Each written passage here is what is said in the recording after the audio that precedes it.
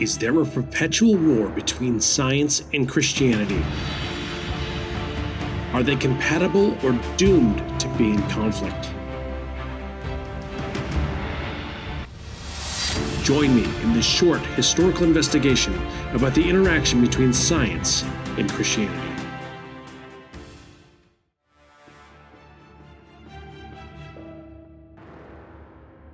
The persecution of Galileo has long been one of the top examples that skeptics use to show the repression of science by Christianity. As recently as 2009, the History Channel showed specials that left the impression Christians simply oppressed Galileo for wrong beliefs.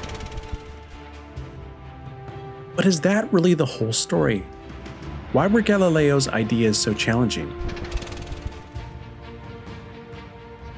First off, Galileo's ideas went against the Aristotelian philosophy, which was dominant in the world with Christians, Muslims, and humanists.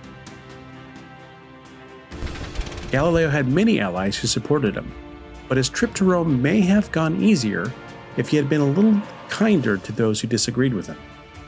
Historians have noted that Galileo was a contentious sort of man who refused to share credit and alienated allies who questioned him.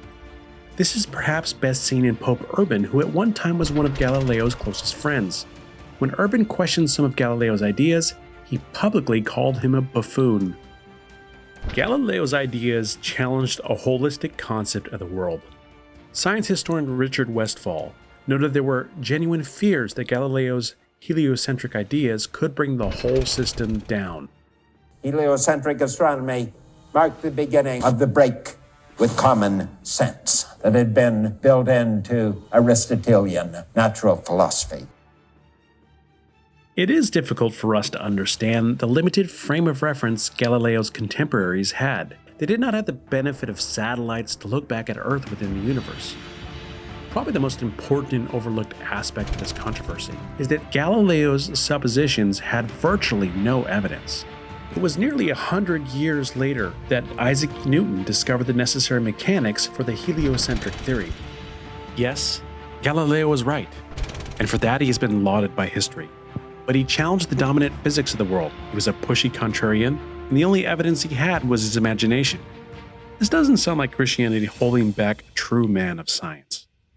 What is forgotten is that Galileo's discoveries were rooted in a deep Christian faith that had confidence in the intelligibility of the world.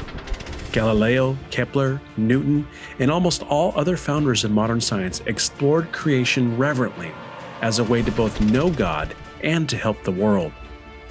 Galileo was a devout Christian believer who saw God as a divine craftsman whose mechanisms running the world could be explored. Mathematics is the language in which God has written the universe. Galileo's full story shows us that it is not the Christian faith that stands against science. That faith actually supports scientific discovery.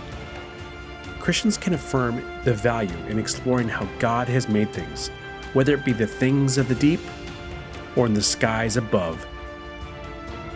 Or as King David said nearly 3,000 years ago, "The heavens declare the glory of God, the skies proclaim the work of his hands."